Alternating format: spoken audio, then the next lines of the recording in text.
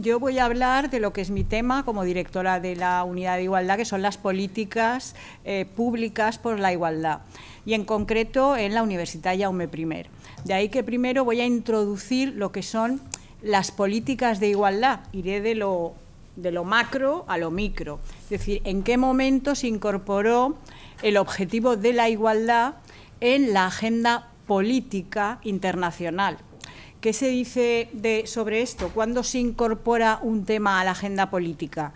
Bueno, pues ¿cuándo se incorporó la igualdad? ¿Cuándo se incorporó pues, el medio ambiente en la agenda política? Esto es lo que queremos iniciar este tema. Bien, el momento clave que se incorporó la idea de igualdad es en la Declaración Universal de Derechos Humanos de 1948. Ahí es cuando, en primer lugar, y por primera vez en la historia, ya que la Revolución Francesa sí que también acuñó la igualdad, pero era solo para los hombres, no hay que olvidarlo, y hay que tener en cuenta que la Declaración de las Mujeres y las Ciudadanas de Olympe de Gouges tuvo como resultado la primera conducta violenta contra las mujeres, que fue el asesinato de Olympe de Gouges. Es decir, que ese intento de igualdad entre hombres y mujeres también ha tenido un resultado violento. En esta declaración, el artículo 1 y 2 ya instituye la igualdad no solo entre los sexos, sino entre las razas, entre las religiones, etcétera. El principio de igualdad se incorpora, pues, en la agenda política internacional en la Declaración Universal de Derechos Humanos. Y el siguiente momento es la aprobación en la Asamblea de Naciones Unidas de la Convención para la Eliminación de todas las formas de discriminación contra la mujer, que es lo que se llama el CEDAW en términos ingleses, ¿no? Y ahí es donde se define por primera vez también lo que es discriminación contra la mujer. Y es un momento muy importante, porque ahí se dice que, y lo leo cortito, pero literalmente, que es toda distinción, exclusión o restricción basada en el sexo, que tenga por objeto o resultado menoscabar o anular el reconocimiento, goce o ejercicio por la mujer sobre la base de la igualdad del hombre y la mujer. Es decir, que aquí ya, si antes en la Declaración Universal se institucionaliza ya la idea de igualdad, aquí lo que hace es definir lo que es la discriminación contra las mujeres. Y el otro artículo importante, este es el artículo primero, es el artículo 5, que también va a ser importante a partir de este momento, y es que responsabiliza a los Estados en la implementación de de evitar la discriminación y, consecuentemente, de apoyar la igualdad. Y esto es muy importante para todo el desarrollo posterior de las legislaciones estatales y de las políticas de igualdad. Queda claro, es el Estado el responsable de eliminar toda discriminación contra las mujeres. Bien, luego salto otras legislaciones, lógicamente porque no tengo tiempo, pero vamos a los objetivos del milenio y a los ODS, que son los que también nos han reunido aquí, y ahí en el 4 y en el 5, que es el de la igualdad, el 4 más relacionado con la educación, que también lo vamos a señalar, una educación inclusiva, y el 5 es apoyar todo lo que haga falta por parte de los Estados y por parte de la comunidad internacional para conseguir una igualdad entre hombres y mujeres. Y esto es muy importante porque es el esqueleto de esa implementación del objetivo de igualdad en la agenda política internacional. Luego, la Unión Europea, por supuesto, tenemos también muchos tratados. Ya el Tratado de Roma, de constitución de la, no entonces Unión Europea, pero de la Comunidad Económica Europea, ya decía en su artículo 111 que a igual trabajo, igual salario, que es algo con lo que estamos todavía luchando. Y esto fue el año 1957. Y también, bueno, pues la proclamación de la igualdad entre mujeres y hombres. También después, posteriormente, al Tratado de Ámsterdam de 1999, el Plan Estratégico Actual de Igualdad entre Hombres y Mujeres, que hace un llamamiento pues, pues, a mayor igualdad en el mercado laboral, a que disminuya el gap salarial, a que haya más mujeres en la toma de decisiones, etcétera. Bien, este es el contexto internacional, muy brevemente, pero sí para contextualizar. Y ahora ya me centro en España y luego ya paso a las universidades y a la Universitat Jaume I. Bien, la Constitución española, y supongo que todos y todas las presentes sabremos, hay dos artículos que hacen una declaración de lo que es el principio de igualdad constitucional. Es el artículo 14 y el 9 es el que dice que el Estado también es el responsable de implementar ese principio de igualdad. Bien, a partir de este momento, esto fue el año 78, hay que tener en cuenta que hasta el año 78 y desde el año 39 en España no estaba este principio de igualdad, lógicamente, como ya sabemos, y que a partir de aquí se tuvo que cambiar toda la legislación del Código Civil, del Código Penal, del Código Laboral, para aplicar este principio de igualdad constitucional, porque trata todos los ámbitos, el laboral, el de los medios de comunicación, el de la salud, el de la administración pública. Entonces, la lectura de esta ley es necesaria para entender el proceso en el que nos encontramos actualmente. Su objetivo principal es hacer efectivo ese principio de igualdad, es decir, tenemos el de la Constitución del 78 y la Ley 3/2007, que lo que quiere hacer es hacer efectivo el principio de igualdad y eliminar la discriminación. O sea, lo que quiere es eliminar la discriminación, ver cuáles son aquellas barreras que tienen las mujeres en la sociedad para conseguir una igualdad efectiva entre mujeres y hombres. Educación en igualdad y derechos. El artículo 24, el artículo 25 ya se refiere exclusivamente perdón, a la educación en la educación superior, que es en la universidad. Y ahí también ya se incluye lo que me referiré ahora también, que es a la aprobación obligatoria de planes de igualdad en todas aquellas empresas públicas y privadas que tengan más de 250 trabajadores o trabajadoras. Este es el caso de las universidades y de ahí que la Ley 4/2007, que es lo que conocemos como la LOMLOE, en su disposición adicional 12ª, obliga a la creación de unidades de igualdad en las universidades para implementar estos planes de igualdad. ¿Vale? Es decir, que ya vamos bajando de niveles desde el principio de igualdad de las Naciones Unidas hasta llegar a la Constitución española y hasta la Ley 3/2007 que obliga a todas las empresas, y la Ley 4, que es ya concreta de la universidad, a que hay que crear una unidad de igualdad para desarrollar e implementar los planes de igualdad. También tenemos la Ley de Ciencia y Tecnologías, la Ley 14/2011, actualizada en 2017, que está ahí señalada, pero no he puesto lo de la actualización, que tiene los objetivos en su artículo 2, promover la inclusión de la perspectiva de género como categoría transversal en la ciencia, la tecnología y la innovación, así como una presencia equilibrada en todos los ámbitos de la educación superior. Esto también nos obliga en las universidades a implementar la perspectiva de género tanto en la docencia como en la investigación.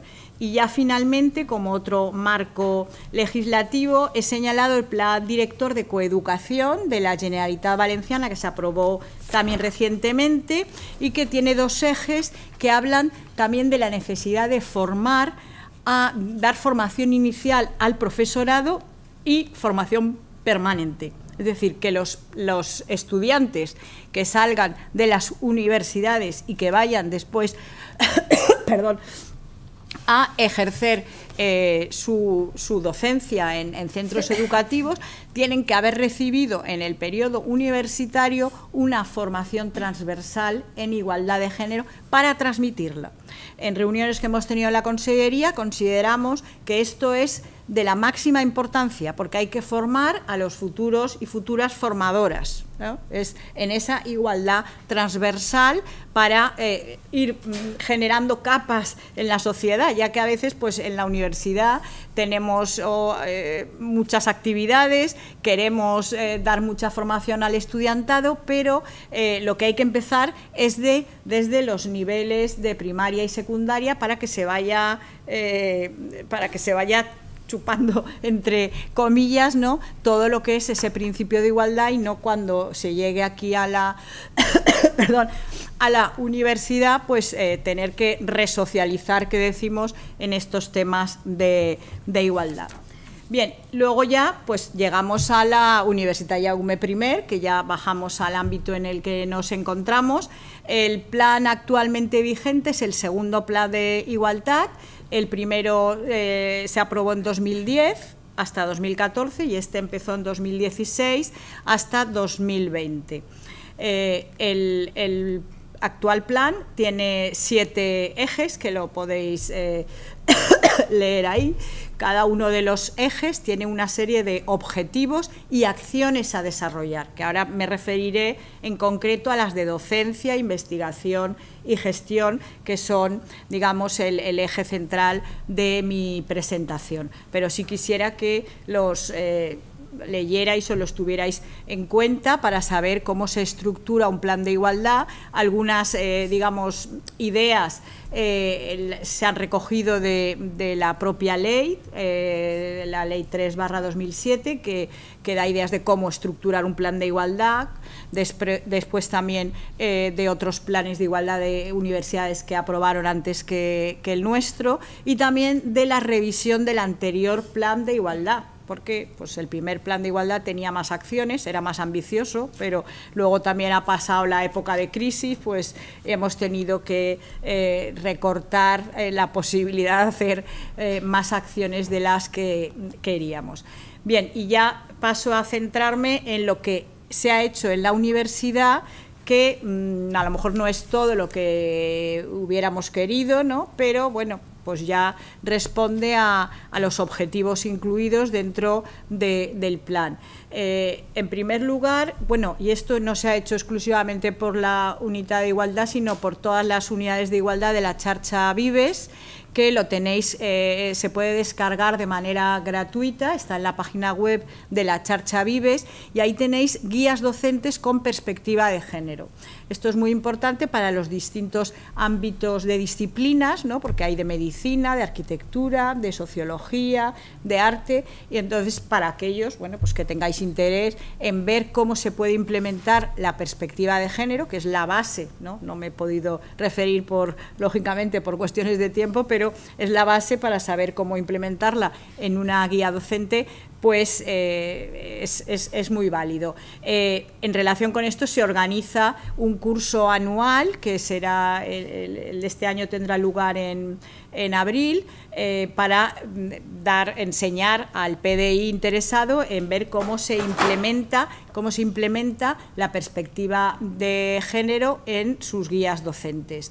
Bien, luego otra cuestión que hemos hecho, y también lo marca la ley 3/2007, es proporcionar al estudiantado de las universidades una formación en asignaturas de género, tanto en los grados como en los posgrados. Esto está marcado también en la ley. Es muy difícil, y hay resistencias lógicas en todos los grados, de implementar una asignatura en cada uno de los grados, ¿no?, porque ahí pues hay que mover otras asignaturas, etcétera. Con lo cual, aquí en la UJI lo que hemos hecho es ofrecer al estudiantado una asignatura en género, en perspectiva de género, en cada uno de los centros, para que reciba esa formación. Bien, luego otra cuestión que tenemos pendiente y que la Consellería en este caso está interesada, y estamos esperando en concertar una revisión conjunta de todas las universidades valencianas, es la revisión de las asignaturas, para ver qué perspectiva también o qué temas le dan en cada una de las asignaturas vinculados con estos temas. Y finalmente, y en la línea con que la consideración que tiene también el Plan Director de Coeducación, dar charlas en centros de secundaria sobre perspectiva de género y cómo implementarla también allí en sus centros. Bien, esto es con la docencia y hay otras más, pero que son acciones que todo lo podéis encontrar también en el Plan de Igualdad y en la página web de la Unidad de Igualdad. Bien, respecto de la investigación, bueno, pues lo que queremos hacer es sobre todo divulgar, visibilizar la investigación de género que se está haciendo en la universidad, tanto por PDIs ya consolidados como por el estudiantado. De ahí convocamos un congreso bianual, un concurso para premiar aquella tesis doctoral, aquel TFM, aquel TFG que haya implementado o haya utilizado la perspectiva de género, y luego hacemos una publicación que con esto visibilizamos lo que se hace en la universidad vinculado con este tema. Otra de las cuestiones que también ya se han conseguido es incluir el nombre propio en las publicaciones de la Universitat Jaume I. Es decir, no poner solo el M. no sé qué, sino el nombre completo, porque a veces da confusión, sobre todo en ciertos nombres y apellidos que son como muy más asiduos, ¿no? Entonces siempre, pues no sé por qué la tendencia era asignarle esa productividad al caballero, ¿no?, en vez de a la señora. Entonces esto ya se ha conseguido. Bien, después dar visibilización de científicas, hemos, bueno, ya es la segunda edición de una baraja de dones científicos que, bueno, salió la idea del Departamento de Educación y la Unidad de Igualdad le dio el apoyo. Entonces es una baraja que nos la están pidiendo mucho desde centros de secundaria para visibilizar pues todas las científicas que hay y que ha habido a lo largo de la historia en múltiples disciplinas.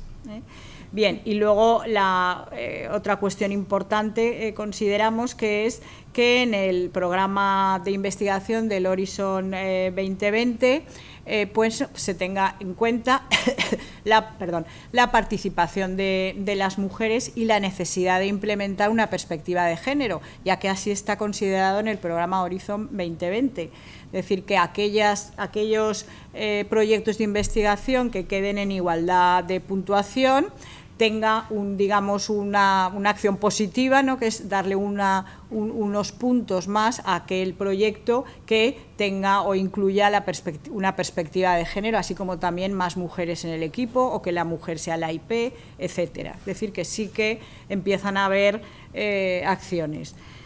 Bien, y ya finalmente, vinculado con la gestión, pues también el plan incluye que se tenga en cuenta el principio de equilibrio o la paridad, si puede ser, pero por lo menos el equilibrio, que es 40-60 de un sexo u otro. Aquí es difícil en algunas disciplinas masculinizadas encontrar mujeres. De hecho, pues hay protestas, ¿no?, porque pues para cumplir esta acción, que no es de la Unidad de Igualdad o de la UJI, sino que es también de la ley, ¿no?, pues hay muchas mujeres en disciplinas masculinizadas que tienen que ir recorriendo por ahí España de tribunal en tribunal para cumplir este principio. Pero bueno, se me quejan, pero digo, bueno, lo que hay que hacer es que haya más mujeres ya en estas disciplinas, ¿no?, pero es difícil. Bien, luego hay otra cuestión que es la conciliación, también como gestión. Bueno, pues se concede una prioridad en la elección del horario, no de la asignatura, y esto también consta en el plan de igualdad, para aquellas personas que tengan necesidades de conciliación, para que el horario de conciliación es entre 9 y 6, pues que dejen de dar en horario a partir de las 6, pero no cambiar de asignatura, sino cambiar de horario. Que a veces hemos tenido también problemas ahí. Bien, y luego campañas de corresponsabilidad para enseñar no solo la conciliación, son normas, son normativas, pueden ser excedencias o pueden ser reducciones de jornadas o pueden ser flexibilidad, sino también lo que hay que enseñar y cada vez más pronto, es la corresponsabilidad en el desempeño de las tareas domésticas y de las laborales, ¿no? Entonces ahí pues consideramos que hay que hacer campañas, que se realizó el año pasado, esa Porta que t'aporta, que quiere decir qué satisfacción da también pues realizar tareas de cuidado que no sean productivas, ¿no? Porque a veces pues hoy en día que vivimos en una sociedad tan mercantilizada, ¿no? Y tan pues realmente cuesta a veces dejar de hacer cosas que nos benefician en nuestra carrera o en nuestra línea o trayectoria y ahí, bueno, pues valorar un poco eso también. Formación de directivos, organizamos un curso para los cargos directivos de la universidad, ya sean pues desde el equipo rectoral, equipo de canal, directores de departamento, directoras, etcétera, etcétera. También pues tanto pues en el protocolo antiacoso como en las medidas de conciliación o como en el plan de igualdad para que estén formados, ya que también, bueno, pues tienen que ser conocedores de todo lo que se hace en la universidad respecto de este tema. Y otra de los objetivos que está incluido en el plan y por supuesto en la Ley 3/2007 es que haya un equilibrio entre mujeres y hombres en todos los cargos directivos. Desde las últimas elecciones se ha conseguido en el equipo rectoral, sí que hay una paridad de hombres y mujeres, pero no en el resto, por ejemplo, a nivel de departamental no es todavía equilibrado, o sea que ahí depende de qué cargos, pues aún no está equilibrado, pero bueno, al ser el equipo rectoral pues ya da una pista. Bien, como conclusiones y bueno, y digamos resumiendo los años que llevo como directora de la Unidad de Igualdad, pues puedo decir que se han hecho cosas, por supuesto, pero que siguen habiendo resistencias institucionales e individuales. ¿Y qué quiero decir con resistencias institucionales? No quiero que se piense que son resistencias a la igualdad, o sea, tal y como ahora el ambiente que estamos viviendo en estos días, no. Es más que nada una resistencia al cambio, es todo lo que sea modificar y, o sea, no es ya tanto, yo eso quiero que quede claro, o sea, que a veces no es una resistencia a decir a que estén en contra del principio de igualdad, sino a que, bueno, es que si aplicamos esto, pues entonces es mover, no sé qué es, entonces es una resistencia y esto se llama resistencia institucional.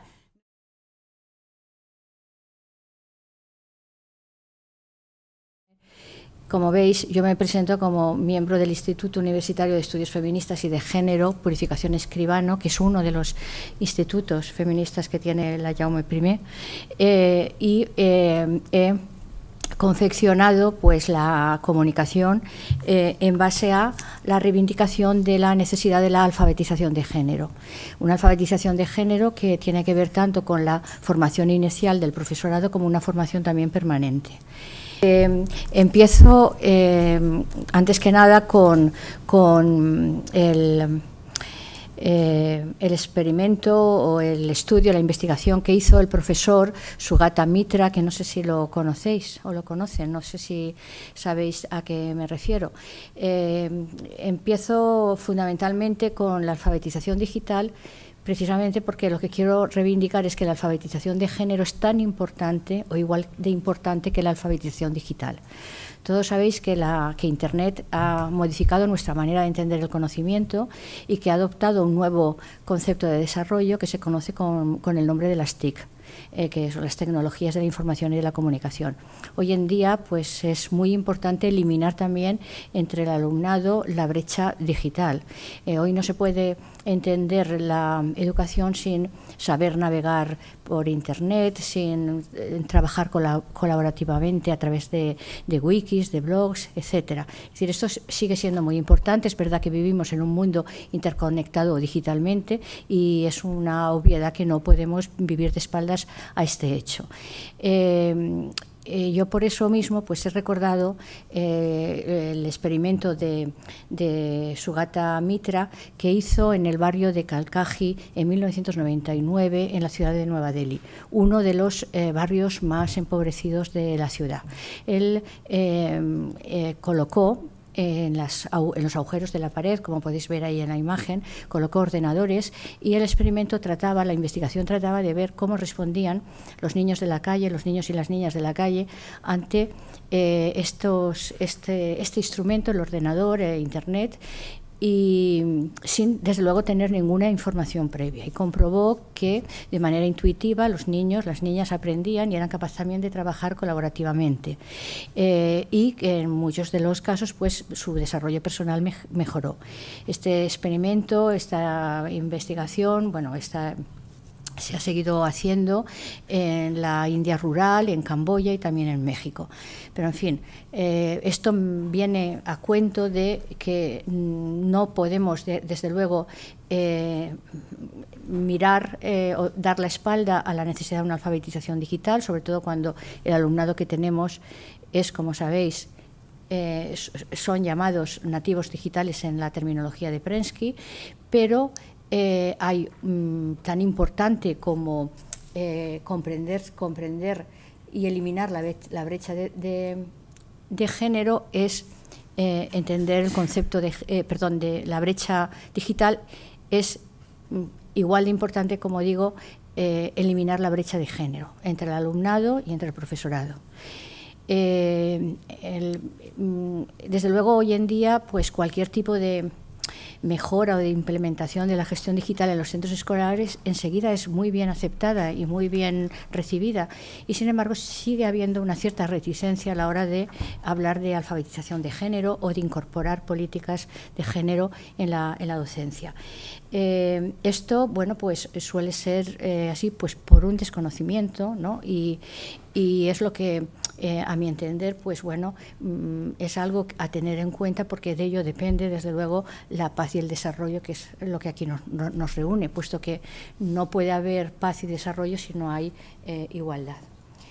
Yo he preparado, pues bueno, yo creo que el concepto de género es importante que se diga. Me imagino que en este foro todos lo conocéis, que alude al sistema de dominación que el patriarcado impone en las mujeres en mayor o en menor medida, de una manera más evidente o más sutil según el área geopolítica en la que vivan las mujeres, y que hace referencia a esa construcción cultural que convierte o presenta dos formas de ser humano en función de las diferencias genitales que tienen al nacer y que nos inscriben en chicos, en chicas, en varones o en mujeres. Lo más importante del concepto de género es que naturaliza que ser hombre o ser mujer supone una asimetría de poder, como bien sabéis, o una desigualdad de poder entre los sexos. Los estudios de género proceden desde la década de los 70 de las universidades americanas, Estados Unidos e inglesas. Alude, como estaba diciendo, a este tipo de reparto desigual entre los roles, y una de las cosas que yo quiero aquí recordar es que la desigualdad hay que tomarla como la causa última de la violencia contra la mujer. Es decir, esto hay que tenerlo en cuenta. Entonces, educar para la igualdad es educar para eliminar ese tipo de desigualdad que históricamente ha construido las relaciones entre los sexos. Bien. Bueno, el comprender esa socialización diferencial que reciben las niñas y las mujeres, comprender que trabajar para la igualdad no es lo mismo que juntar o que reunir en un mismo espacio a niños y a niñas, que sería la educación mixta. Eso es tener enfoque de género. Entender que las relaciones entre los sexos han sido construidas históricamente desde la desigualdad es tener enfoque de género. Y por tanto, lo que yo quiero incidir y que me parece muy importante es comprender que la escuela, como una institución social, como fuente de socialización, como la primera fuente de socialización que reciben los niños y las niñas, puede o no, como digo aquí, perpetuar las inercias discriminatorias entre los sexos. Bueno, por tanto, los objetivos de lo que yo voy aquí a contaros brevemente son estos. Destacar la importancia de la alfabetización de género, enfatizar el aprendizaje de la igualdad como un objetivo didáctico y no solamente como un principio programático de centro. ¿Y qué quiero decir con esto? Bueno, no es mío, es de Elena Simón, de uno de sus libros más interesantes, que se titula La igualdad también se aprende. Lo primero es que hay que tener en cuenta que la igualdad se aprende, se puede aprender como todo, lo aprendemos absolutamente todo, para bien o para mal. Pero claro, si la igualdad la convertimos en un único principio, en un mero principio programático al que más o menos nos podemos adherir todos porque es políticamente correcto y porque queda bien, pues no se soluciona mucho. Lo que es importante es entender que la igualdad tiene que ser un objetivo didáctico que se incluya en las programaciones escolares, que entre dentro de un currículum preceptivo y, a ser posible y necesariamente, en el nivel de concreción de aula. Bueno, todo esto es de lo que yo veo. Y evidentemente también el tercer objetivo es mostraros el marco legislativo. Alguna referencia a este marco legislativo ya lo ha hecho Mercedes, pues yo lo diré, pero pasaré un poco más rápidamente, ¿no? El marco teórico a nivel nacional, pues tenemos las dos leyes, como ya sabéis, la Ley 1/2004 de medidas para la protección integral contra la violencia de género, y luego la Ley 3/2007, Ley Orgánica 3/2007 para la igualdad efectiva entre mujeres y hombres. Pero aquí en la Comunidad Valenciana, desde el curso 16-17, hay creado una nueva figura en los centros escolares de secundaria y de bachillerato que se llama Coordinación de Igualdad y Convivencia. Ya vamos por el tercer curso, ya vamos por el segundo, hay 2 encuentros, el próximo será este año, claro, donde esa figura que va a entrar dentro de la que está ya dentro de la Comisión de Coordinación Pedagógica, está encargada de dinamizar el aprendizaje de la igualdad. Y ahora veremos cómo. Pero me ha parecido que de todo, es decir, también me referiré al plan director de coeducación, pero que el inicio, digamos, de ese despertar de la coeducación, que ha coincidido un poco con el despertar del feminismo del que se está hablando ahora, desde hace un par de años a nivel global, es importante. Claro, esto, recordar una resolución del 2016, es importante, pero claro, lo importante realmente es que ya había una ley orgánica, la de 2017, que en el artículo 23, como ha señalado antes Mercedes, señalaba estos 4 puntos: que la ley tenía que garantizar el derecho a la educación en condiciones de igualdad, que tenía que eliminarse los estereotipos sexistas en la práctica docente y que había que impulsar planes de formación inicial y permanente entre el profesorado para poder desarrollar una escuela coeducativa. Bien, yo con todo esto, siempre, en todas mis intervenciones, si me conocéis de algunas otras ocasiones, veréis que yo siempre digo que, que las leyes son importantes, que no hay que minimizarlas, pero que las leyes por sí mismas no son suficientes. Los auténticos cambios sociales son fundamentalmente educativos. Por tanto, hay que incidir en la formación del profesorado para que a su vez forme a generaciones futuras, si queremos que haya un cambio social o que el cambio sea progresivo y no sea regresivo. Entonces, una vez dicho esto, pues evidentemente es ser conscientes que el aprendizaje de la igualdad necesita mucha pedagogía y que la igualdad se puede aprender, igual que aprendemos a hacer derivaciones matemáticas o a traducir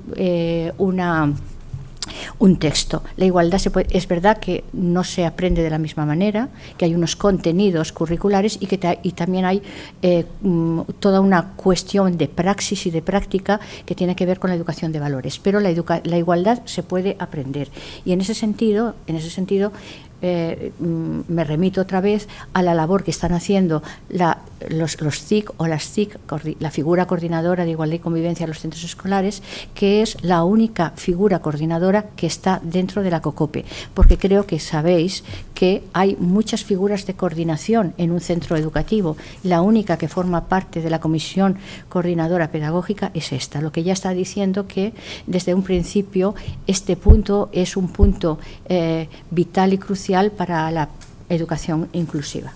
Bueno, lo he dicho antes, la cuestión que tiene que ser de ser un mero principio programático, que también en el proyecto educativo de centro tiene que pasar ya al proyecto curricular de centro y al proyecto curricular de aula.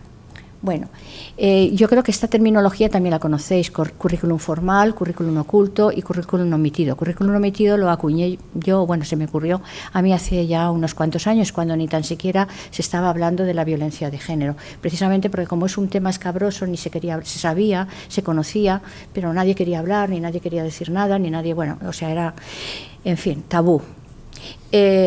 Bueno, entonces, el currículum formal, y todos sabéis que se refiere, y todas sabéis que se refiere a los libros de texto y a los materiales didácticos donde las mujeres no son visibles. Habla de la visibilidad, de dar reconocimiento a la labor de las mujeres en la historia, en la cultura, en la ciencia, etcétera.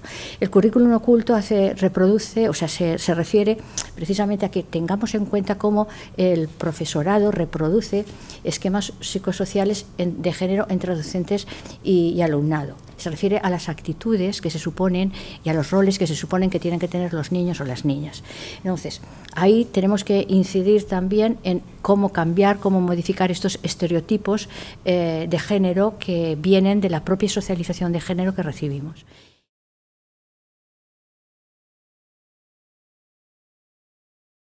Bueno, en primer lugar, muchas gracias por invitarme a compartir este espacio. A todas las personas que estáis aquí, estamos haciéndolo en castellano porque en streaming estamos también con personas de fuera del país, por tanto, es una oportunidad también de poder abrir horizontes a todo este tema.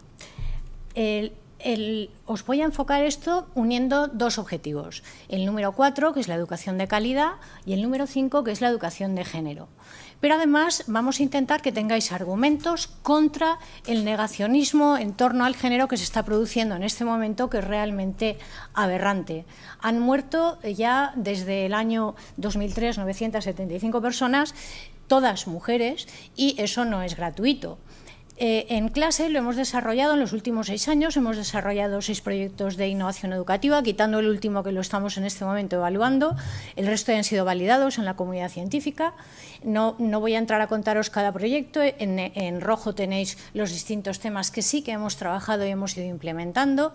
En todos los casos en clase funcionamos como asamblea permanente, nos constituimos el primer día así, para generar interacciones dialógicas, y trabajamos con el complemento de un aula virtual que realmente es un aula virtual, no es un repositorio, sino que se está generando continuamente información y conocimiento, siendo los estudiantes protagonistas. Aquí me he encontrado con la grata sorpresa de que tengo a 6 de mis estudiantes que ya no me tienen, que ya los he tenido. Y, por tanto, si queréis luego preguntar más cosas, yo abro mi voz a que os contesten directamente los protagonistas. ¿Por qué es importante que os forméis en género? Es importantísimo que la formación en género no degenere. En mi opinión, en muchos casos está degenerando. ¿Por qué? Porque si tú haces un curso express de 4 horas un sábado, tú no tienes formación en género. Nunca podrás implementar el género en un aula. Y también depende de quién te dé el curso. Si esa persona que te da el curso es que es el cuñado del primo del que, pues tampoco. Tiene que ser una persona que realmente sepa de qué está hablando. Yo no creo en los incentivos, yo no creo que necesitemos incentivos, es una cuestión de compromiso social y de responsabilidad ética, que es lo mínimo que se le puede pedir a cualquier persona que trabaje en la educación pública de cualquier país. Por ejemplo, uno de los bulos es las teorías basadas en las inlecturas. Las princesas son malísimas, son terribles, no hay que leer libros de princesas. Bueno, ¿qué dice la ciencia?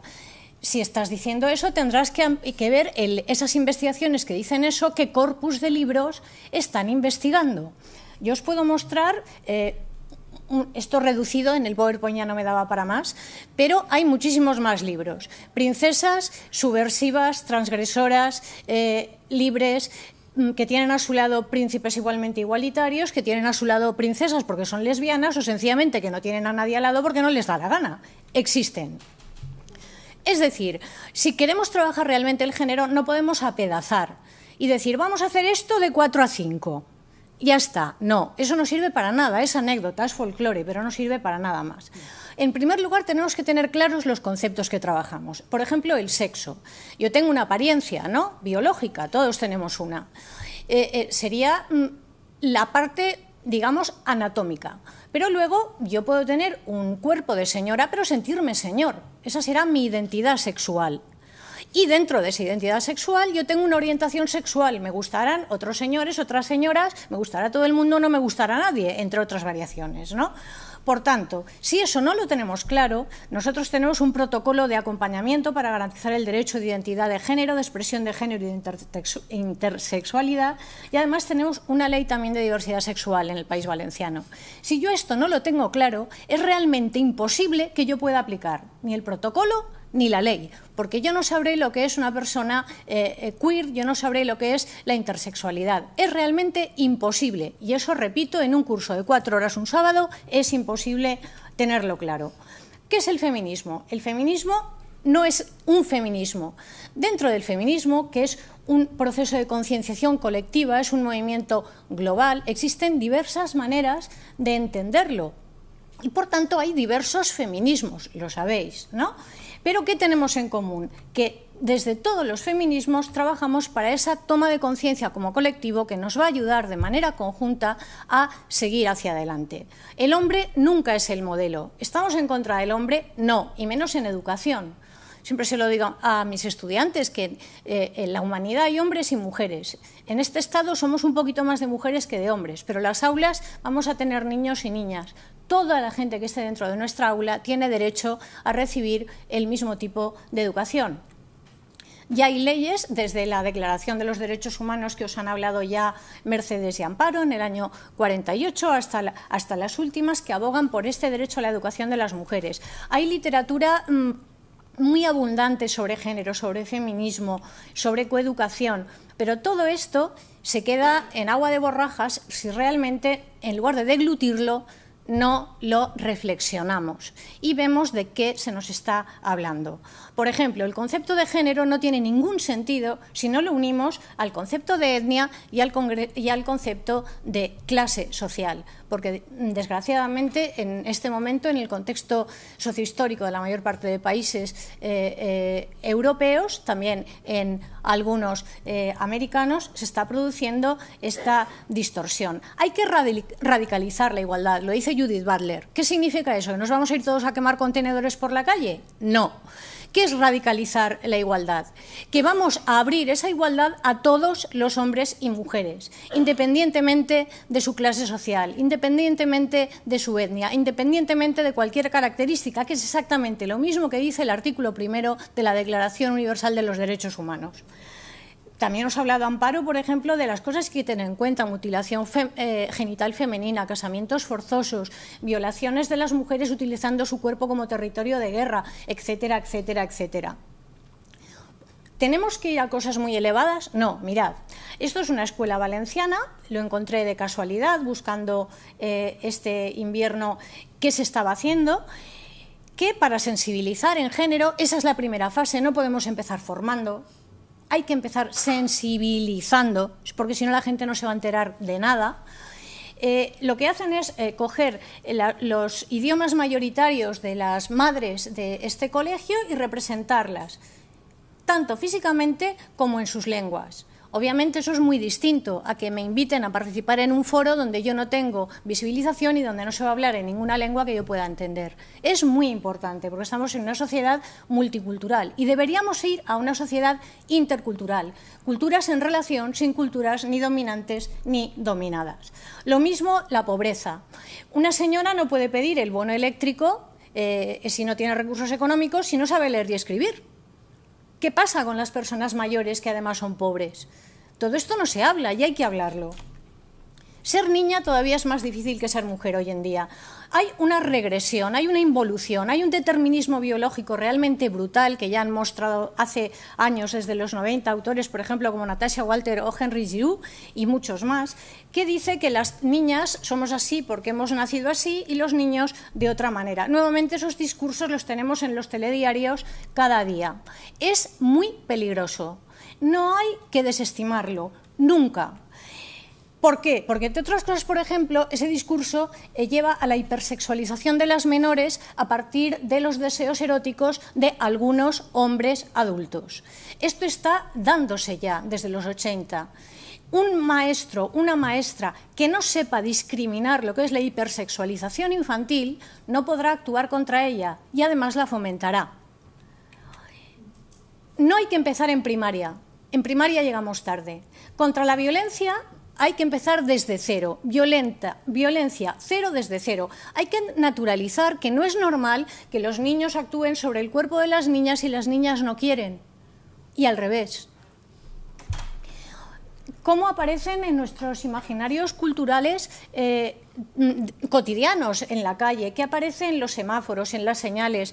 ¿Qué es lo que nos están diciendo todos estos discursos? Mirad, en la última campaña, el Día de la Ciencia, la mujer y la niña en la ciencia, se hizo esta iniciativa tan bonita, por ejemplo, en Zaragoza, pintar a una de las científicas más importantes que tenemos y bueno, ya medianamente joven, que es María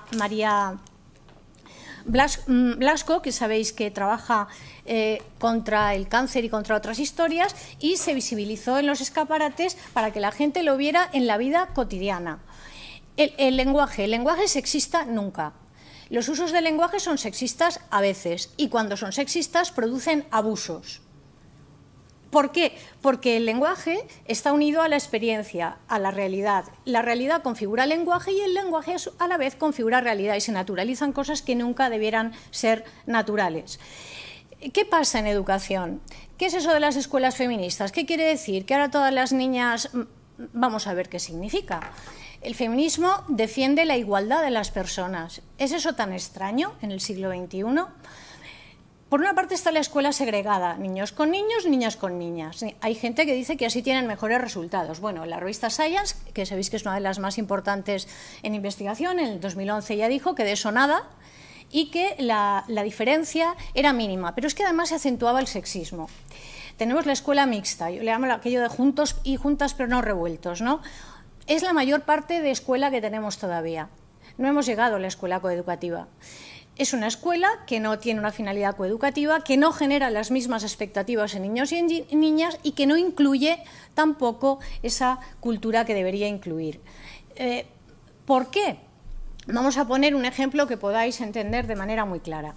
El eje vertebrador de la mayor parte de aulas, desgraciadamente, sigue siendo el libro de texto, cuando en el siglo XXI podrían estar erradicados porque hay muchas otras maneras que ya son innovadoras desde los años 30 del siglo XX que no se están aplicando. Pero incluso así, en esos libros de texto, las mujeres no aparecen.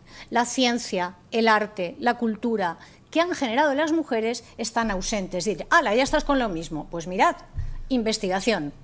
En el 2013 una investigación, es una de las muchas que hay, os he puesto la más reciente, demostró que en esos libros de texto, en concreto se trabajaron 109 manuales de 3 editoriales distintas de los 4 cursos de ESO, las mujeres apenas aparecen, por ejemplo, que sepáis que cuando aparece la literatura contemporánea aparecen en un 10% y cuando aparece la literatura contemporánea bajan a un 7%. Están excluidas de la visión del mundo que se ofrece y, por tanto, no hay rigor científico en esos contenidos académicos. Es lo que están tragando y visibilizando los niños y niñas cada día. ¿Qué se hace? Se hace una introducción absolutamente fragmentada y anecdótica. Llega el 8 de marzo, ¡hala! Vamos a celebrarlo. Está bien celebrar el 8 de marzo, por supuesto, porque marca una fecha realmente importante. Pero si lo único que vamos a hacer es hacer este tipo de cosas el 8 de marzo o cuando llega el Día de la Paz, cantar Imagine y hacer palomas de Picasso, pues mejor no hacemos nada. ¿Por qué? Porque debemos trabajar cada día. Un trabajo cotidiano y transversal. Si no, no sirve para nada, se folcloriza el género. Y luego tenemos la escuela coeducativa, que es por la que abogamos. ¿Qué defiende?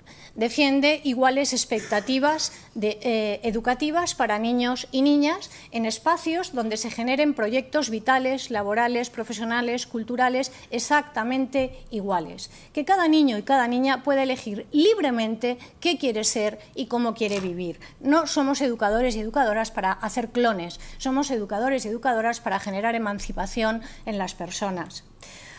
Esto lo tiene muy claro Bolsonaro, lo sabéis. Lo primero que ha hecho ha sido quitarse de encima a los maestros freirianos. Yo soy freiriana, ¿de acuerdo? Entonces, cuando una ideología, un marcador de democracia en un país es la educación, lo sabéis. Cuando llega un gobernante que quita de encima a los maestros y maestras que defienden una educación de la pregunta, que cuestione, que pregunte qué quieren los ciudadanos y ciudadanas y cómo quieren vivir, impone otro tipo de educación absolutamente anacrónica, obsoleta, que subordina a las mujeres, ahí tenemos un problema. Y es un problema muy grave.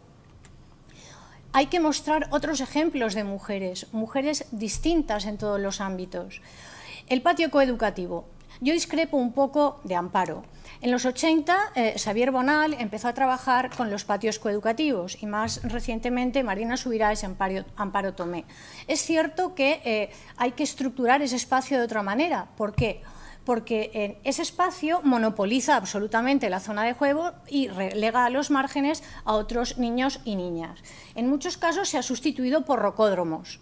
Pero si de verdad queremos analizar el género a fondo, yo os planteo los interrogantes que yo me he planteado. Hay niños que tampoco les gusta el fútbol, ¿verdad? También se está relegando a esos niños que se invisibilizan.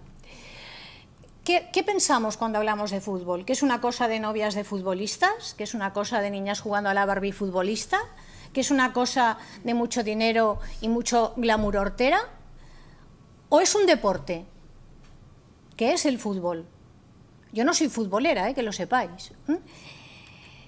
El fútbol, ya hay investigaciones que dicen que el deporte, el fútbol como cualquier otro deporte, aquí tenéis la de Silas Creighton, muy importante, es una herramienta realmente potente para generar una escolarización antisexista.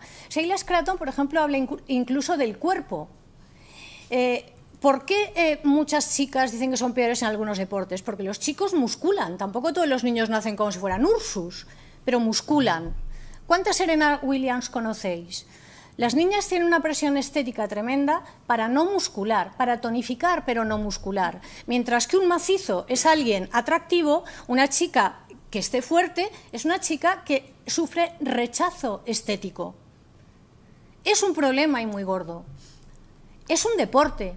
Y incluso algunos de los mejores libros que tenemos en este momento que se están produciendo, que hablan de todo esto, muestran que es necesario incorporar ese deporte. Pero es que ya hay investigaciones como esta que muestran que, por ejemplo, en Kenia ha sido muy importante en ese cambio social contra el matrimonio infantil y contra la mutilación genital femenina. Ya se han producido, ya los tenemos ahí. ¿Por qué no hacer caso? ¿Cuántos casos de niñas conocéis? Ha sido toda una lucha en las escuelas públicas de este país que las niñas puedan competir junto con los niños. ¿Y les vamos a quitar ahora y no vamos a considerar todo ese trabajo? El fútbol femenino también es una profesión. Las mujeres están absolutamente subordinadas económicamente y en proyección social y deportiva a los hombres. Y también lo vamos a quitar. Tenemos a la sub-17, niñas menores que han conseguido ser en esas condiciones campeonas del mundo. ¿Y si las apoyáramos? El primer Balón de Oro femenino se concedió en diciembre y a esta chica lo único que se les ocurrió preguntar era si sabía hacer twerking, si perreaba. Impensable si hubiera sido un chico el que le hubieran dado el Balón de Oro. Y todo esto tiene un tirón social. No se queda ahí. Mirad, esto es una publicidad que se hizo perversamente defendiendo que se estaba haciendo una publicidad igualitaria. Por tanto, ¿qué debemos introducir en las escuelas? Yo os puedo decir otros casos que conozco ya desde los 90, donde en algunas escuelas hay días que se juega el fútbol en el patio, niños y niñas juntos, y al día siguiente se hacen juegos de niñas, la goma, la cuerda, juegos populares. Los niños se dieron cuenta, yo eso lo he vivido muy de cerca, los niños, lo hacían otras maestras, no era yo, los niños vieron qué difícil era esto de saltar a la cuerda y que se les enredaban los pies y se caían, y bueno, que había que ser un artista para saltar cuando ya tienes la goma aquí alta, es un juego popular que juegan las niñas aquí, y las niñas empezaron a jugar a fútbol. Primero no las seleccionaban cuando elegían, porque claro, eran niñas, pero resulta que cuando empezaron a aprender y a chutar fuerte, el problema se acabó. ¿Quién lo hizo? Maestros y maestras con un mínimo de miras a qué debían hacer con el problema del fútbol. Pero también debemos deslegitimar el conflicto. Tenemos que enseñar qué ocurre, qué conflictos hay en la educación, la igualdad laboral, los derechos de ciudadanos y ciudadanas, la igualdad política y la independencia económica. ¿Qué contradicciones tenemos entre género, la construcción de lo que se considera masculino o femenino, que viene cruzado por la identidad sexual, la educación, en qué valores educamos, y la democracia, si es de alta o de baja intensidad o directamente inexistente? ¿Qué categoría política tenemos con mujeres dentro del sistema político de los países y dentro de las políticas educativas? ¿Cómo nos legitiman? ¿Dónde nos dejan? Aquí tenéis lo que os decía de Bolsonaro, ¿no? Desideologizar la educación. Si es que la educación no es neutra, si hay algo que nunca puede ser neutro es la educación, porque es pura política cultural y educativa. Tú, cuando optas por un determinado modelo educativo, estás optando por un determinado modelo de sociedad, estás construyendo sociedad. Hay ya un compromiso estratégico que, fijaos, que es europeo, que llega hasta el año 2019. Toda la gente que está diciendo estas cosas va en contra de avances, normativas y leyes. Por tanto, ir contra una ley aprobada porque la ciudadanía la ha votado no es legal. Tenemos, por ejemplo, el poder. En el último gobierno catalán, ya veis, 10 hombres y 3 mujeres. Pues diremos que no es muy paritario. El poder en las fotos, ¿dónde salimos? Pues una de las fotos de las últimas fotos de Rajoy, no he encontrado otra más actualizada, del lobby de los grandes empresarios españoles, ni una mujer. De los grandes líderes de los países industrializados, 4 de 36, y son muchas porque antes había menos. ¿Qué dispositivos culturales activan todo esto? Esto no se produce como las esporas, esto está por algo, ¿no? ¿Qué ha pasado con Trump? ¿Cómo un señor al que acusan de abusos llega a juez de la Corte Suprema con toda la oposición que ha habido? Bueno, pues las mujeres tenemos un importante papel. Ya dicen algunos politólogos, como Pablo Simón, que somos un dique de contención contra la extrema derecha. Es muy importante que no lo olvidemos. Este movimiento que ha surgido de abajo hacia arriba, y es lo más fuerte que puede haber, cuando surge de abajo, de la ciudadanía, y llega hasta arriba. Ha cambiado las maneras de ver, de sentir, de construir la identidad, maneras más igualitarias. Y, como decía Amparo, no sé si he dicho Amparo o Mercedes, una muestra es el trabajo. Supuestamente, por hacer el mismo trabajo, deberíamos cobrar el mismo salario, ¿no? Vamos a ver qué ocurre.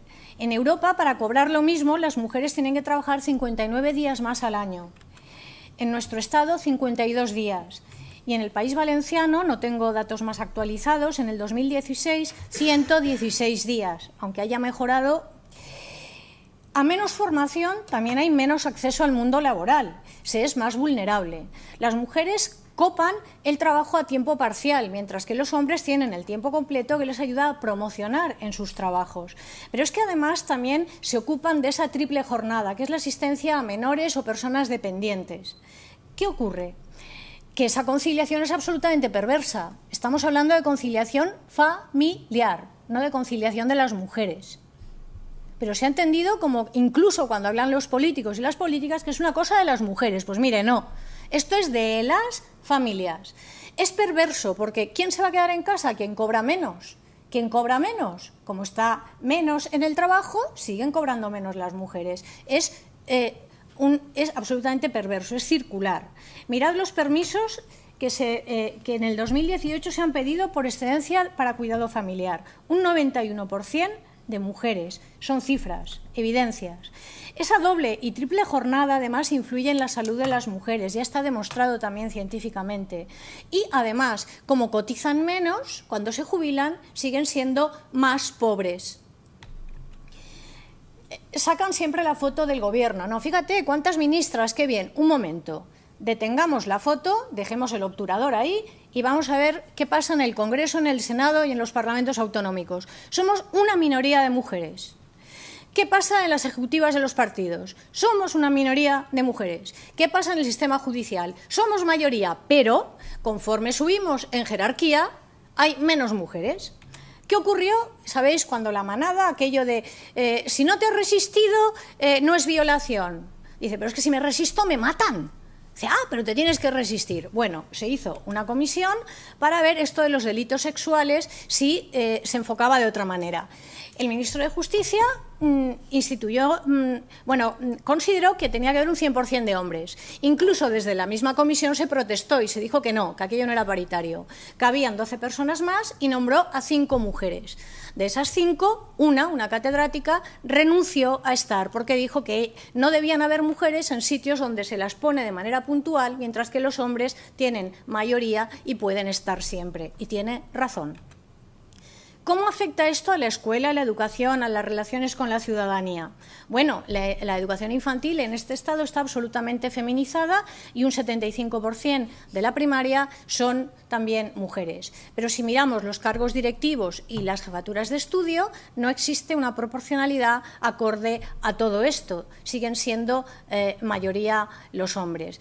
En las universidades son las que sacan mejores notas y egresan más son las mujeres, pero eso no se traduce luego en su proyección profesional, para nada. Y además se nos aleja de las carreras técnicas. Somos mayoría en medicina, en jurídicas y en humanidades, es decir, todo aquello que se considera que tiene proyección social. Es fácil de corregir, pero lo tenemos que hacer empezando desde cero. La universidad, ¿qué queréis que os diga? De las 50 universidades públicas solo hay 4 rectoras, la última es la nuestra que entró hace relativamente poco y únicamente en la pública se han nombrado un 14,29% de doctoras honoris causa. Es realmente vergonzoso. Tenemos una ley de igualdad, tenemos un plan de coeducación, pero todo esto se queda en agua de borrajas, no sirve para nada si no estamos realmente formados y formadas. La coeducación previene esa violencia, una violencia que tenemos que entender claramente que la tenemos que construir también desde la educación. Así lo marcan las disposiciones internacionales. Aquí tenéis, por ejemplo, la de la UNESCO, que se siguen ignorando. Tenemos una legislación internacional, estatal y autonómica que en la práctica básicamente se sigue ignorando. ¿Por qué? Porque cuando folclorizas, anecdotizas o trivializas la formación seria y rigurosa, no estás buscando que el género se implemente, porque si no lo harías de otra manera. Por ejemplo, aquí tenemos la realidad. Mirad, en este primer proyecto de investigación tuve la suerte de participar y demostramos que existía la violencia de género. Hasta entonces era un tema tabú, decían que no había. Tuvimos que hacer un I+D para demostrar que existía en las universidades españolas. Otro I+D dice que las nuevas legislaciones en torno a la violencia, tanto estatales como autonómicas, no han llegado a la formación inicial del profesorado. Es un problema muy gordo. ¿Por qué? Porque la gente no sabe distinguir qué es violencia. Mucha gente sigue pensando que es cuando me matan, cuando me violan. No, es que hay otros tipos de violencia. Y si no te forman, tú no puedes saberlo. Otra investigación también, esta vez de la Complutense de Madrid, demostró que los adolescentes tampoco detectan estas actitudes. Eso se tradujo en que un 92% de adolescentes rechazan la violencia física, pero no la verbal. Consideran que eso no es violencia, por ejemplo, o el acoso a través del móvil. Yo os puedo decir que en una entrevista una niña me dijo, es que mi novio me quiere mucho. Le dije, chica, sí, qué bien, ¿no? Y me dijo, fíjate, 50 WhatsApps tengo. Eso es control. Quien te quiere no necesita controlarte ni saber con quién estás, con quién andas o qué llevas. La educación es importante. Una nueva investigación, esta vez europea, en el 2014, mostró cómo ese índice era realmente brutal en las mujeres europeas. La del 2015, la macroencuesta estatal, volvía a mostrar, por ejemplo, qué ocurre con los niños y niñas que presencian la violencia y se plantearon también qué ocurre en las relaciones esporádicas fuera de la pareja. Sabéis que aquí nuestra ley de violencia de género contempla eso, pero hay otras leyes como la mexicana que sí que contempla además la trata y las relaciones fuera de la pareja, ¿no? El último informe, que es el de octubre del 2018, muestra cómo ha subido de una manera exponencial los ataques de contenido sexual, la presión estética y la masculinidad tóxica. ¿Todos los chicos son tóxicos? No. Vamos a ver esto más adelante. La educación sexual que tenemos básicamente es desde el porno. Desde el porno. No se educa bien. ¿Qué imaginario estamos generando? Bueno, pues voy cerrando ya. Hacemos una educación biologista, higienista. No tenemos en cuenta a quién tenemos que querer ni a unir, por ejemplo, deseo con ética. ¿Quiénes ponen? Voy acabando, estoy acabando ya, no os preocupéis. ¿Quiénes ponen a las niñas? ¿Los malotes? ¿Los que las tratan mal? ¿Cómo es posible? Pues es muy fácil, mirad videoclips, mirad toda la parafernalia que se monta alrededor, etcétera, etcétera. Amor romántico es igual a violencia, ese es realmente un problema grave y es un problema que quiero que reflexionéis. ¿Todas las relaciones de amor romántico son violentas? No. Yo llevo 35 años con el mismo señor y nunca me ha agredido, ni me ha violentado, ni nada parecido. Y yo considero que sí que es un amor romántico. Es decir, el problema es un problema conceptual. ¿Por qué? Vamos a ver qué investigaciones dicen esto y con esto acabo. Es un problema conceptual porque si a ti te tratan como si fueras inferior, eso no es amor. No puede ser nunca amor romántico ni no romántico. No es amor. Si te tratan de una manera sexista, considerando que tú eres inferior, tampoco es amor, no es un amor ideal, no es amor. Estamos hablando de otra cosa que no tiene nada que ver con el amor. ¿Desde qué modelo afectivo sexual estamos hablando de esto? Nos situamos aquí. Igual que no hay una única manera de ser hombre o mujer, tampoco hay una única manera de entender la masculinidad. Nosotros siempre nos posicionamos en la tradicional dominante, en la patriarcal, en la androcéntrica, en la hegemónica, en la desigualatoria, en la asimétrica. Pero también hay otra, por ejemplo, la masculinidad tradicional oprimida. Aquellos chicos que no se identifican con esa masculinidad y que además han sido agredidos, por ejemplo, por su identidad sexual. Pero es que además, desde los 80, ya se están desarrollando muchísimas investigaciones y realidades en torno a nuevas masculinidades alternativas no hegemónicas. Hombres que están defendiendo a nuestro lado en las investigaciones, en el activismo, que no se identifican con esa masculinidad hegemónica tradicional y que además están instando desde la educación, por ejemplo en las universidades, a que las universidades no se inhiban y cuando detecten esa violencia actúen. Por tanto, sí que puede existir. Es lo mismo que de las princesas. Preguntad argumentos e investigación que conocen muchas de las personas que defienden esto. Preguntadlo, por favor, a ver cuántas os dan. Hay que buscar otros inéditos viables, existen, es lo que decía Freire, y hay que irnos con las pilas cargadas. Espero no haberme excedido mucho y muchísimas gracias a todos y a todas.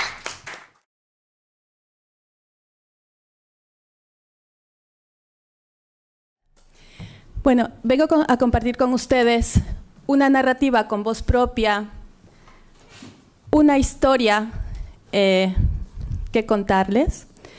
Está inspirada en la metodología de Gloria Anzaldúa, de la autohistoria y de las mujeres de color de los Estados Unidos, allá por los años 80 y 90.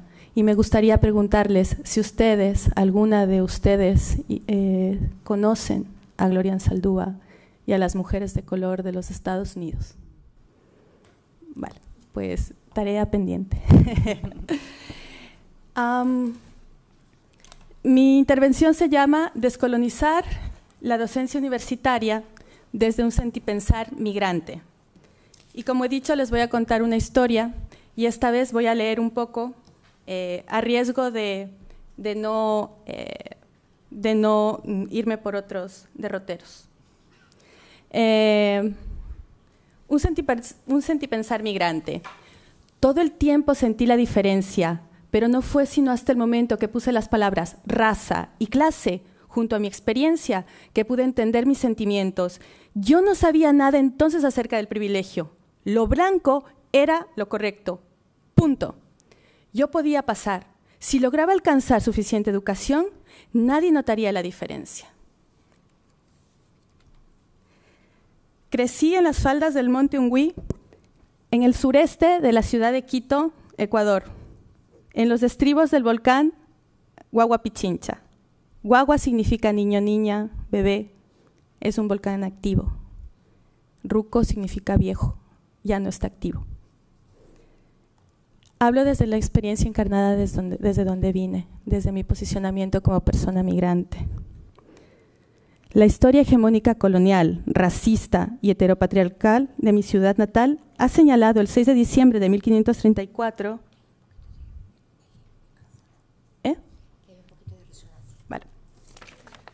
Vale. La historia hegemónica colonial, racista y heteropatriarcal de mi ciudad natal ha señalado el 6 de diciembre de 1534 como la fundación colonial de la ciudad española en el Ande, como si de una efeméride exenta de memoria y de justicia se tratase. Sebastián de Benalcázar, el conquistador que huyó del reino por miedo al castigo por haber matado un mulo, ha ejercido el poder no solo de cambiar el nombre al territorio, sino además de construir una arquitectura colonial sobre solares, sobre territorios antes sagrados que fueron llamados ojos de agua. La ciudad de Quito actualmente está reconocida por la UNESCO como Patrimonio Cultural de la Humanidad, donde se conservan antiquísimos tesoros de antes de la conquista e invasión española, piezas fruto de las manos de la Escuela Quiteña de Arte y de otras influencias estéticas mudéjares en Sudamérica. El nombre colonial es San Francisco de Quito y es la capital de la República de Ecuador. Un buen día, charlando con un chico europeo, valenciano, clase media, universitario, vegano, ecologista, activista y de izquierdas, me dijo: si quieres sentir la colonia española en Sudamérica, tienes que ir a Quito. Le miré a los ojos y sonreí. Esta que ven aquí son ilustraciones de Guamán Poma de Ayala, historiador y cronista, quien ilustró y escribió reseñas de las vivencias de los indios y de las indias y de los negros en la colonia. El asesinato de Atahualpa, decapitado y descuartizado en mano de los conquistadores, dio fuerza al mito del Incarri, que les invito a consultar. También Guamán Poma dibujó, ilustró la ofrenda que se le hizo a Pizarro, siendo mujeres indias a quienes se cosificó, sexualizó y racialización. Las violencias, también dibujó las violentas palizas contra negras, los indios bozales, en fin, el mestizaje, la servidumbre, los tributos. El cronista dibujó y escribió como testigo ocular la historia gráfica de la injusticia y violencia contra los indios, las indias, y también contra los negros y las negras, en una realidad compleja de castas y otras emergencias. Así le escribe el rey Felipe III de España. La manera que han sido tratados los naturales de estos reinos, después que fueron conquistados y poblados de españoles, para que usted se encuentre enterado de la verdad de todo y para que mande y se acuda al remedio de que piden los daños tan grandes, pues solo a usted incumbe mirar por ellos como su rey y señor natural, que es del os y se os duela de sus miserables calamidades y tratamientos. En la nueva crónica de Buen Gobierno, Guamán Poma de Ayala dibujó al Inga preguntando al español. El español le responde: ¿este oro comemos? Y el Inga le preguntó: ¿este oro comen? Como si de una burla de la memoria colonial se tratase, el día de la despedida, el día en que inició mi vida como migrante, justo en ese día en que muchos migrantes ecuatorianos y ecuatorianas nos embarcamos en un avión hacia el viejo mundo, fui testiga de cómo nuestros tesoros estaban siendo llevados hasta el reino, nuestras vidas, nuestras memorias, nuestras formas de vida. Cuando me refiero al oro en nuestra contemporaneidad, situada al norte global y en este territorio que está atravesado por las migraciones, lo digo desde la conciencia de sujeto migrante, antirracista y anticolonial y desde la herida colonial. Oro son nuestros cuerpos, afectos y cuidados racializados. Oro son los trabajos de las mujeres trabajadoras del hogar y de los cuidados, especialmente de las internas. Oro son los trabajadores migrantes agrícolas a quienes no se les reconoce sus quehaceres del horta. Oro son los trabajos migrantes en economías sumergidas y precarizadas, de nuestros jóvenes a quienes se les sigue tratando como servidumbre. Oro es nuestra presencia y la de nuestros niños, niñas y mayores en este territorio del que tantas veces hemos sido desterrados, folclorizados y exotizados. Oro son los textos, ilustraciones, repositorios orales migrantes. Y, por supuesto, oro son nuestros sentipensares en la academia eurocéntrica que desestabiliza la obediencia a la modernidad blanca occidental, racista, heteropatriarcal. Entre otras cosas, y tantas, ya que no puedo utilizar para contarles el sistema numérico occidental. Les pregunto, acá sentados en la Universidad del Norte Global, ¿será posible que podamos retomar la pregunta ¿qué oro comen? El refranero español dice que el tiempo es oro, mas sin embargo, el tiempo no es codicia, aniquilamiento, acumulación, esclavización, ecocidio, negación. El tiempo no es oro, no, ni luces, ni logos, ni razón. Así, llegó el día de la despedida. La despedida en tiempos de crisis financiera en Ecuador, en la última década del pasado siglo y con el dólar americano ya como moneda oficial. El Aeropuerto Internacional Mariscal Sucre, ya cerrado, era la sede de los indelebles e inolvidables afectos. Aquella mañana, muchas personas nos embarcamos haciendo la performance de supuestos turistas y con pasaporte en mano. No sabíamos, quiero pensar, realmente quiero sentipensar que no sabíamos que la migración encerraría nuestros tesoros bajo la sombra de la ley de extranjería, de más normativas oficiales y conductuarios sociales y culturales racistas y heteropatriarcales. Mi familia me acompañó hasta la entrada de la aduana. Recuerdo que me dijeron, pórtate bien, sé amable y agradecida, haz tus cosas lo mejor que puedas, nunca nos olvides, compórtate como una embajadora, incluso limpiando baños. No recuerdo ver a niños en aquel vuelo, los niños, hijos, hijas, nietos, nietas, nietes, sobrinos, sobrinos, sobrines de las personas migrantes, como si de una película se tratase, se ubicaban en primera fila de la primera frontera, el cerramiento del aeropuerto Mariscal Sucre. Desde la ventana del avión vi a mi hermano. Bueno, quiero pensar que era mi hermano, pero él estaba allí, junto a esos otros niños que la migración les cambió la mirada y la vida. En Ecuador, algunos niños y niñas han tenido ganas de morir, hijos de padres y madres que emigraron irónicamente para darles una mejor vida. Muchas niñas y niños y adolescentes se han suicidado a partir de las experiencias relacionadas con la migración. Son la generación encargada a las abuelas, a las tías, a los vecinos. Y a mí que me importan las cifras. Cadena de cuidados lo llaman en la academia y en el movimiento feminista. Tanto la una como en el otro necesitan que les respondamos ¿a qué han venido? ¿Para qué vienen? ¿Para qué han dejado sus países? ¿Para qué han dejado a sus hijos e hijas? Lo que la academia, las instituciones, el movimiento feminista blanco hegemónico no quiere aceptar es que somos seres con alma, somos personas, somos heterogéneas, que la ley de extranjería nunca recaerá sobre sus cuerpos, sus historias y sus vidas, que nuestras vidas sí importan, que los servicios sociales también ejercen violencia institucional y racista sobre nosotros, nosotras, nosotros, que nosotras hacemos pactos con compañeros racializados. Negar el racismo en la academia, en los feminismos, en Lorta, en el ayuntamiento, en los coles, institutos, en las iglesias, en los barrios, en los parques, en los libros de texto, es negar uno de los sistemas estructuradores de la dominación que a nosotras, nosotros como mujeres y personas migrantes y racializadas, precarizadas, subalternizadas, sí nos violenta, incluso nos mata, y que este sistema está entreverado históricamente y geopolíticamente por la clase, género, nacionalidad, nacimiento, edad, bla, bla, bla.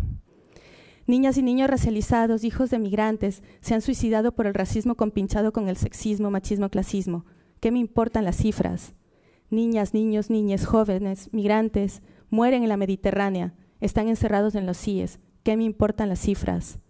El primer fin de semana, cuando me convertí en una migrante sudaca en este territorio, mi padre y yo salimos a dar un paseo en tranvía por la ciudad de Valencia y me dijo, mija, ¿por qué no intentas entrar a la universidad? En aquel momento era impensable. Yo era una ilegal. Imagínense, años de no tener papeles, años en el servicio doméstico, años después de muchas experiencias y de mucho apoyo familiar, incluso gracias al apoyo de mis amigas hermanas, familia escogida, en pleno ejercicio de la maternidad y con mi hijo de 8 años, que es el que más me anima y comprende. Entonces, A veces, cuando estoy frente a mis alumnas, alumnos y alumnes, cuando estoy trabajando con ellas, me pregunto, ¿se les coló la sudaca? Buenas tardes. Soc Salomé, migrante, india descendiente, sudaca, andino-mediterránea, por decisión y posicionamiento político, feminista, antirracista y anticolonial. He venido aquí para compartir mi experiencia como docente universitaria. Voy a leerles un extracto de un texto de activismo y academia, de pedagogías descoloniales. Aunque pensamos que la academia debería ser complementaria con el activismo, como la noche es complementaria al día, un espacio donde fluyen ideas y epístemes, sabemos que en la práctica eso raras veces ocurre. Más usual es la academia que sirve como instrumento de poder, imponiendo una narrativa universalizante y teorizando a favor de la conservación del sistema capitalista moderno, colonial, patriarcal. Nosotros y nosotras, en cambio, luchamos por una academia distinta que contribuya a demoler las estructuras de ese sistema de poder. Así, nos enraizamos en el concepto andino de Pachacutic, que significa transformación. De allí, la academia y también los sujetos que enseñamos, investigamos y estudiamos, dentro de ella podríamos ser subversivos, subversivas y subversives, agentes del cambio y la transformación. Jamás los universitarios pueden ser neutrales. Sería como navegar a la deriva en una nave sin brújula. La academia comprometida y los universitarios tienen su deber histórico, no solo de acompañar al activismo social, sino de empujarlo y proyectarlo por el camino de la resistencia, como una opción de vida, liberación y de amor. Comparto con Silvia Rivera Cusicanqui, socióloga y profesora boliviana, que seguir mirando a Europa es apostar por un suicidio colectivo. Por eso, en mis clases, elijo otras formas, otras experiencias, otras referencias. Comparto además con Silvia que la descolonización solo en teoría es retórica, palabra vacía. Ella dice, no puede haber un discurso de la descolonización, una teoría de la descolonización sin una práctica descolonizadora. Una estudiante me dijo, Salomé, estamos leyendo a muchas feministas lesbianas, negras y latinoamericanas. Le dije, obvio, de eso van las relaciones de poder. Burlar la blanquitud, a sabiendas de los límites del currículum y la lectoescritura como medio de expresión y emocionalidad universitaria. Me empeñé en utilizar otras metáforas que no son las arquitectónicas de oficina y de escritorio como la de construcción, sino que he tomado de mi experiencia con la agroecología metáforas como el compost, semillero, cultivo, que debajo de la tierra está el alimento, que debajo del cemento está el alimento. En el pequeño campo de cultivo compartido con mis alumnos en la Universidad de Valencia, me he empeñado en descolonizar lo indescolonizable, el currículum de grado de pedagogía. Gracias a compañeras cómplices dentro de la Academia Española, especialmente a la profesora Almudena Navas Saurín, he podido poner en marcha una praxis docente contrahegemónica desde el Xuncu, en el deseo de una indianización epistémica y frente al yugo eurocéntrico colonial heteropatriarcal y en el compromiso con la lucha feminista antirracista. Como ya se puede asumir, mi praxis docente no es neutral, ni universal, ni objetiva. También estoy de acuerdo con Ochi Curiel, lesbo feminista negra descolonial, quien ha trabajado en la Universidad Nacional de Colombia, coordinando el posgrado de estudios de género, cuando ella dice, no se puede descolonizar la universidad, pero hasta ahora estoy aquí, impulsando en la medida de lo posible un pensamiento crítico, porque yo no me trago el cuento de que en las universidades se hacen revoluciones, porque por más pensamiento crítico que haya, pues a la final son instituciones. Hace apenas el pasado mes de noviembre de 2018, valientes estudiantes del grado de Educación Social de la Facultad de Filosofía y Ciencias de la Educación de mi universidad denunciaron públicamente a uno de los catedráticos más importantes de dicha casa por sexismo y machismo. La universidad tardó en posicionarse desde lo que se denomina la perspectiva de género. Y cuando lo hizo, sacó un comunicado en la web. Queremos ver las consecuencias de estos hechos. Queremos ver cómo el poder protege una vez más al hombre blanco, urbanita, letrado, académico, clase medio alta, heterosexual. Queremos que la justicia deje de ser heteropatriarcal. Ya sabemos lo de la manada. Una de las dificultades con las que me he encontrado es querer hacer diálogo de saberes dentro de la academia. Y comparto con Yuderquis Espinosa, porque ella dice, no podemos ser ingenuos en pensar que cuando llevamos saberes académicos a la comunidad de la comunidad, simplemente entablaremos un diálogo de saber en la academia. Porque estamos ejerciendo bajo la trama del etos eurocéntrico, subalternizando otros saberes. Como exigencia político-académica, he pedido que las experiencias que he compartido en clases sean críticas, porque son tomadas, inspiradas por parte de mis compañeros y compañeras de lucha. No son meras experiencias con las que hemos trabajado en clase, como testimonios contingentes, sino que forman parte, de alguna u otra manera, de la memoria migrante y racializada que estamos tejiendo. Durante toda mi experiencia como docente universitaria, me he preguntado con Aura Cumes, ella es Maya Cachiquel, ¿por qué tanto la política como la academia expanden sin mucho cuestionar explicaciones fraccionadas de una realidad compleja? ¿Por qué, siendo estos espacios plataformas emancipatorias, son incapaces de construir una democracia cotidiana que les lleve a caminar de forma paralela? ¿Por qué, si todas estas formas de opresión forman parte de un marco más amplio de dominio relacionado a la civilización occidental capitalista, nuestro cuestionamiento es reducido? La misma autora me da pistas, porque los privilegios de cada sujeto o sujeta que tiene la cadena de poderes no permite cuestionar su propio poder en la reproducción de las estructuras. Preocupados por entender una realidad, por interpretarla y por proponer cómo los otros deben cambiar desde el lugar epistémico que le da su experiencia única, olvida preguntarse qué posición tiene la sociedad y cómo ha llegado a ella. En ese sentipensar, comparto con Cumes que estamos haciendo prácticas reflexivas desde la lectura de los privilegios. Créanme, cuando en clase hemos trabajado los privilegios, muchas jamás habían pensado tan siquiera un ejercicio como tal. En el aula, en mis clases y en el aula se habitan los conflictos. Se ve y lee lo que duele y lo que chirría, y no solo por el hecho de ser mujeres, sino sobre todo puesto el foco en las que estamos en la zona del no ser, las no humanas, las deshumanizadas. Consciente de la reproducción de la colonialidad, pero esquivando a la blanquitud, he renunciado a la servidumbre voluntaria en la academia. Cuido de no sostener el happiness colectivo y el we are the world, we are the children. Me he propuesto indianizar mi pequeña parcela e invitar a la pampamesa a quienes quieran y puedan comprender desde el silencio, aquellos que escuchen y que dejen hablar. Parafraseando a Emanuel Rosenthal, indianizar la docencia desde mi sentipensar migrante, que no es volverme india, sino buscarme en lo indio, dejar de negar a la madre, deshacer el destierro, tomar, ocupar esta que també es la nostra terra. Hacer la india, sí, hacer la india descendiente, esa es mi tarea como docente. Contribuir a la reparación recordando y evidenciando que el currículum oficial ha silenciado y negado, como dice Gloria Anzaldúa, y también, como les digo a mis alumnos, ojo, tira lo abstracto y el aprendizaje académico, las reglas, el mapa y el compás, tantea sin tapujos para tocar más gente, las realidades personales y lo social, se tienen que evocar, no a través de la retórica, sino a través de la sangre y la pus y el sudor. Escribe con lengua de fuego, no dejes que la pluma te destierre de ti misma, no dejes que la tinta se coagule en el bolígrafo, no dejes que el sensor apague la chispa, ni que las mordazas te callen la voz. Pon tu mierda en el papel. Asimismo, hacemos poesía en valenciano, porque asumirás la voz de un poble. Allò que val es la conciencia de no ser res si no se es poble.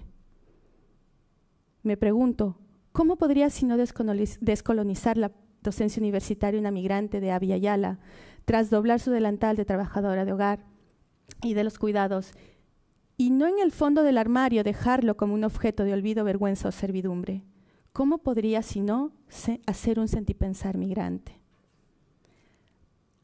Hablar de mi docencia universitaria sin hablar de mis estudiantes es palabra vacía.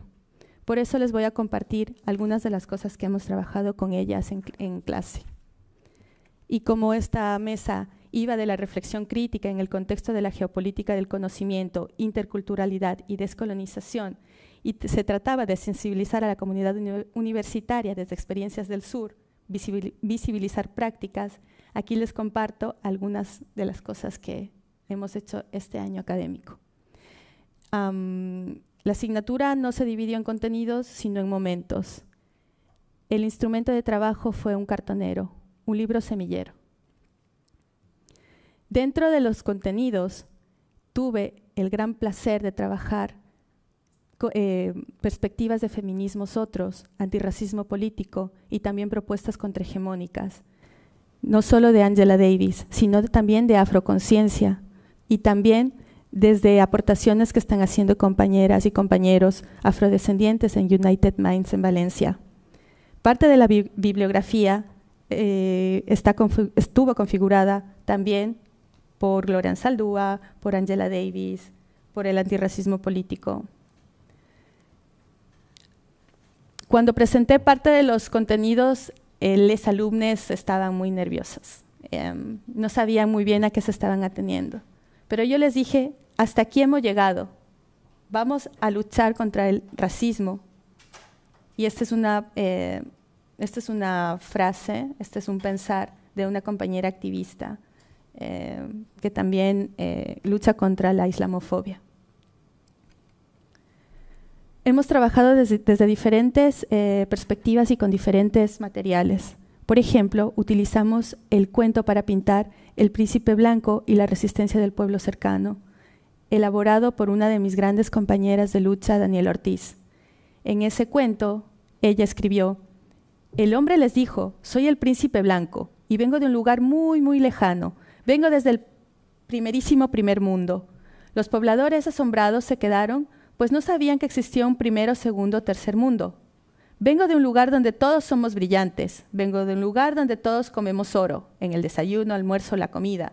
Vengo de un lugar muy, muy, muy lejano, lleno de abundancia. Vengo de un lugar donde todos aparecemos felices en los retratos. Vengo de un lugar donde tenemos muy buena comunicación. Vengo de allá lejos, de la quebrada, donde nacen el progreso, el desarrollo y el bienestar. En ese mismo sentido, trabajamos Jus Sanguinus, el derecho a la sangre, también una performance de Daniela Ortiz, cuestiones en relación a los CIES, desapadores ubicados en Valencia. Trabajamos textos de Frantz Fanon y herramientas conceptuales contra un antirracismo crítico y transformador. Pero también hemos trabajado el pensamiento y prácticas de Silvia Rivera Cusicanqui, hilando con otras experiencias que se están dando en el propio territorio, como por ejemplo las praxis de las mujeres africanas de Paterna, también el discurso ecologista de Vicente Martí y por supuesto el currículum antiecológico de los ecologistas en acción. Para evaluar, ese es el gran reto. Cuando me enfrento al poder de la evaluación, me encuentro con que no sabía cómo voy a hacer esa gran tarea del ejercicio del boli. Esa fue la metáfora para poder comprender lo que implica la evaluación en la universidad para mí.